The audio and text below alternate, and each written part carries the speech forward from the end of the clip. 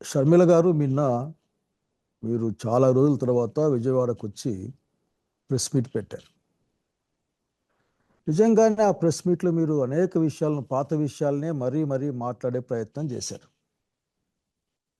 అసలు ఎప్పుడైతే ఎన్డీఏ కూటమి అంటే బీజేపీ, జనసేన, తెలుగుదేశం పార్టీ కలిసి ఉన్న కూటమి ఆంధ్రప్రదేశ్ ప్రభుత్వానికి ఇబ్బంది వస్తుందో, లేక ప్రజల్లో వాళ్ళ యొక్క పరపతి తగ్గుతుందో అన్నప్పుడు మాత్రమే మీ ప్రెస్ మీట్లు పెడతారని ప్రజలు అనుకుంటుండేవాళ్ళు.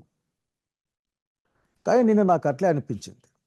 ఎందుకంటే వక్త్ బిల్లుకి అసలుకి ముస్లిం మైనారిటీ సోదరులకి ఒక విధమైన అన్యాయం చేస్తూ, లేక వాళ్ళ యొక్క ఉనికినే ప్రశ్నించే విధంగా రాజ్యాంగానికి వ్యతిరేకంగా జరిగే ఒక ప్రక్రియలో తెలుగుదేశం పార్టీ, జనసేన విధానాలను ఎండగట్టాల్సిన సమయంలో మీరు మరొకసారి ఒక ఒక టెక్నికల్గా మాట్లాడటం నాకు అనిపించింది. అట్లా మాట్లాడుతూనే మీరు ఒక 2-3 అంశాలని నా నా అంశంతో సహా ఒక 2-3 అంశాలను మీరు తడిమారు. అట్లా నాకు అనిపిస్తుంది, బాబు గారి ప్రభుత్వం ఏదైనా కొద్ది ఇబ్బందుల్లో ఉంటే మీరు ఏమైనా ముందుకు వస్తారా అని ప్రజలు అనుకుంటున్న నిజమేనేమో అనిపిస్తుంది నాకు. ఎందుకంటే తిరుపతి లడ్డు విషయం కావచ్చు, మన విజయవాడ వరదలు కావచ్చు, నిన్న కావచ్చు, అనేక అంశాలకి సూపర్ 6 అంశాలు వచ్చినప్పుడు కావచ్చు, మీ యొక్క గొంతు అంత గట్టిగా ప్రభుత్వానికి వ్యతిరేకంగా ఉండదు. ప్రతిపక్షానికి అంటే వైఎస్ఆర్సీపీ ఇంకో మాట చెప్పాల్సి మీ అన్నగారి పైన ఉన్నంత గట్టిగా ఉండదు. ఇప్పటికే అట్లా ఒక రన్నింగ్ కామెంట్ పాస్ చేసేట్లు అనిపిస్తుంది. ఆ ఇష్యూ నుంచి డైవర్ట్ చేయడం కోసమే అసలు చూసే వాళ్ళకి ఇబ్బందిగా ఉంది అది. ఎందుకంటే ఒక ఇష్యూ వచ్చినప్పుడు మీరు వస్తారు, మాట్లాడతారు, 2-3 పాత విషయాల్ని మీరు తీసుకొస్తారు, ఒక సెన్సేషన్ కోసం కొన్ని మాటలు మాట్లాడతారు. నేను రాజశేఖర్ బిడ్డగా కూడా మిమ్మల్ని కోరుకుంటా ఉన్నా, ఆలోచించండి మీరు ఏం చేస్తూ ఉన్నారు. ఒక రాజకీయ పార్టీకి నాయకురాలిగా ప్రతిపక్షాలని ఐక్యం చేసుకోవడం, సెక్యులర్ వ్యవస్థల్ని ఐక్యం చేసుకోవడం, ముందుకెళ్ళడం అన్నది కదా ఈరోజు రాజకీయ కర్తవ్యం. అట్లా కాకుండా ప్రభుత్వానికి ఒకట్లా జార్దే వేసేసి ప్రతిపక్షం మీద మీరు విరుచుకుపడ్డం మాత్రం నాకు ఆశ్చర్యంగా ఉంటుంది. మీరన్న మాటలకే వద్దాం. నిన్న మీ ప్రెస్ మీట్లో వివేకమన్న మరణం వెనుక మేమే ఉన్నామని సాక్షులు చెప్పడం, అప్రూవర్లుగా మారడం, వాళ్ళు బయట తిరగడం చూస్తూ ఉన్నాం. అట్లాగే ఈరోజు అధికారంలో ఉన్న పార్టీలు అధికారంలోకి వచ్చి సంవత్సరం అయింది. నిన్నటికి మొన్న వివేకమన్న పిఏ కృష్ణారెడ్డి గారు కూడా నన్ను చాలా ఇబ్బంది పెడతా ఉన్నారు, అసలు నన్ను తప్పుడు మాటలు సాక్ష్యాలు చెప్పమని చెప్పారు అని ప్రత్యక్షంగా ప్రకటించారు. అది కూడా మీరు గమనించలేదా? సో మీరు అడిగేది ఒక్కటే, చట్టం ఉంది, ఒక నిష్పక్షపాతమైన విచారణ జరగాలి అని కోరుకోవడంలో తప్పేం లేదు. అట్లా కాకుండా మనకు మనమే నిందితుల్ని నేరస్తులుగా మార్చే ప్రయత్నం మాత్రం మంచిది కాదని నాకున్న అభిప్రాయం. అట్లాగే మీరు ఇంకా అనేక అంశాలు ఎప్పుడైతే ఇబ్బంది వస్తుందో, ఇబ్బంది వచ్చినప్పుడు ఆ మిథున్ రెడ్డి గారిను లేక అవినాష్ రెడ్డి గారిను మీరు ఒక విధంగా అట్లా కార్లు చేసే ప్రయత్నం చేస్తారు. ఇవన్నీ కూడా అసలు కరెక్ట్ కాదండి. ఎందుకంటే నేను మిమ్మల్ని అసలు ఇట్లా మాట్లాడాల్సి వస్తుందని అనుకోలే. మీరు ఇంకో మాట మాట్లాడారు.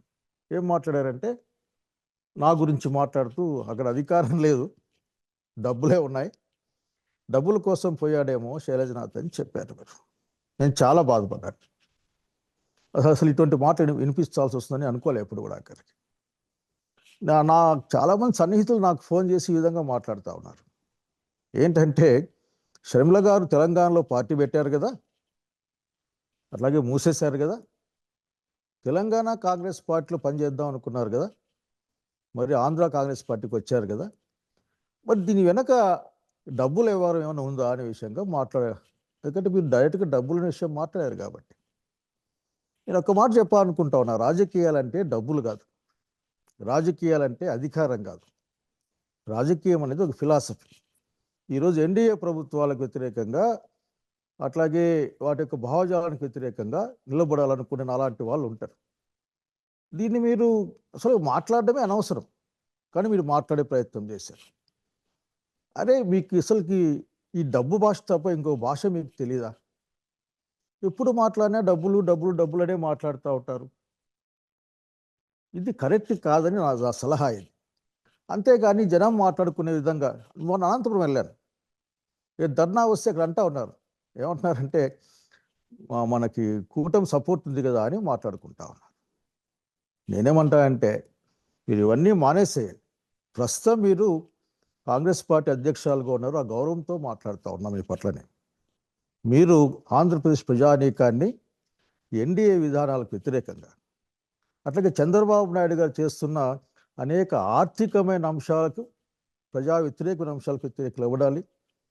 అట్లాగే ఎన్డీఏ ప్రభుత్వం యొక్క ప్రజా వ్యతిరేక విధానాలను మీరు ఎదుర్కోవాల్సిన అవసరం ఉంటుంది. ప్రతిపక్షాన్ని కాదు, చాలా గట్టి గొంతుతో మాట్లాడతారు మీరు. ఎంతసేపు ఉన్న జగన్మోహన్ రెడ్డి గారి గురించి మాట్లాడుతూ ఉంటారు. అసలు మీరు అర్థం చేసుకోవాల్సింది ఒక్కటే, మీ రోల్ ఏందో మీరు అర్థం చేసుకోవాలి. నేను అట్లాగే ఆంధ్రప్రదేశ్ వ్యాప్తంగా ఉన్న అందరూ కూడా, ముఖ్యంగా కాంగ్రెస్ పార్టీలో ఉన్న ఆనాటి నా పూర్వ సహచరులందరినీ కోరుకుంటా ఉన్నా. నేనైతే బాధపడ్డాను నేను. కాబట్టి ఈ డబ్బు భాష మానేయమా, అసలు ప్రజల భాష మాట్లాడేది మీరు చేస్తే బాగుంటుంది. మీరు ఎప్పుడు వచ్చినా సరే విజయవాడకు అదేదో ప్రభుత్వాన్ని విమర్శించడం కాకుండా ప్రతిపక్షాన్ని విమర్శించే కార్యక్రమానికి వస్తారని ప్రజలే మాట్లాడుకుంటా ఉన్నారు. నాకు తెలిసిన వాళ్ళు కూడా మీ దగ్గర ఉన్న వాళ్ళు మాట్లాడుకుంటా ఉన్నారు. ఇది ఎవరికీ మంచిది కాదు. అట్లాగే ముందు నేను ఇంకొక సింపుల్ విషయం చెప్పాలనుకుంటున్నాను, బాగా గుర్తుపెట్టుకోండి. పాలిటిక్స్ అనేది ప్రజల కోసం చేస్తాం, ఫిలాసఫీ కోసం చేస్తాం. ఆ క్రమంలో ఆఖరికి ఆ ప్రయాణంలో ఏమైనా పదవులు వస్తాయి, పోతే.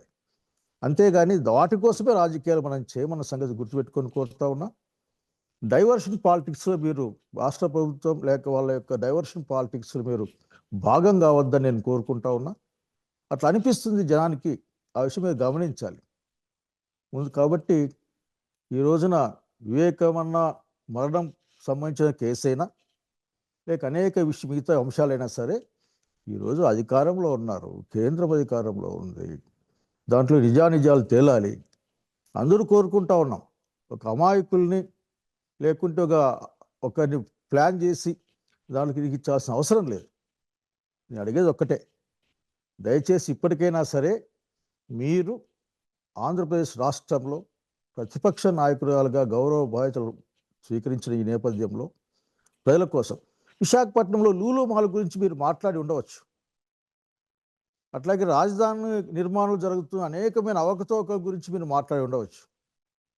ప్రత్యక్షంగా అక్కడికి పోయి వచ్చి ఉండొచ్చు. కానీ ఇవేం మీ కంటికి కనపడే అవకాశం నాకేం కనపడడం లేదు. ఎంతసేపు ఉన్న డబ్బు భాష మాతో మాట్లాడే అసలు మీకు ఎట్లా నోరు వచ్చింది నాకు అర్థం కావడం లేదు. నేను చాలా బాధపడతా ఉన్నా. నమస్తే. హిట్ టీవీ యాప్, ఇందులో short news, live news, entertainment shows, movies, digital magazines తో పాటు మీ జిల్లా వార్తలను కూడా ఫ్రీగా చూడొచ్చు. అంతేకాదు కేజీ నుంచి పీజీ వరకు విద్యార్థులకు స్కాలర్షిప్ కూడా అందిస్తున్నాం. ప్రతి వారం 10 మందికి లక్కీ డ్రా ద్వారా ఒక్కొక్కరికి 10,000 రూపాయలు అందిస్తున్నాం. ఇంకెందుకు ఆలస్యం, వెంటనే హిట్ టీవీ యాప్ ని డౌన్లోడ్ చేసుకుని ఫ్రీగా ఎంటర్టైన్మెంట్ పొందండి. Hit TV app. Hit TV app. Please download hit TV app. Hit TV app ని ఫ్రీగా డౌన్లోడ్ చేసుకుని ఎంజాయ్ చేయండి. మీకు నచ్చిన ఎంటర్టైన్మెంట్ కోసం హిట్ టీవీ యాప్ ని ఫ్రీగా డౌన్లోడ్ చేసుకుని ఎంజాయ్ చేయండి. హిట్ టీవీ యాప్ ని డౌన్లోడ్ చేసుకుని ఆస్వాదించండి, ఆశీర్వదించండి. ఇంతమంది సెలబ్రిటీలు హిట్ టీవీ యాప్ ని డౌన్లోడ్ చేసుకోండి అని చెప్తున్నారంటే ఎంత మంచి యాప్ ఆలోచించండి. అమెరికా అమెరికా అమెరికా అమెరికాలో చదవాలనుకునే వాళ్ళకి విశ్వసనీయమైన పేరు మన శౌర్య కన్సల్టెన్సీ. UK లో 1 year masters. UK లో 1 year masters. 2 years work permit up to 5 years visa. Contact Saurya Consultancy. Contact 89851 89851.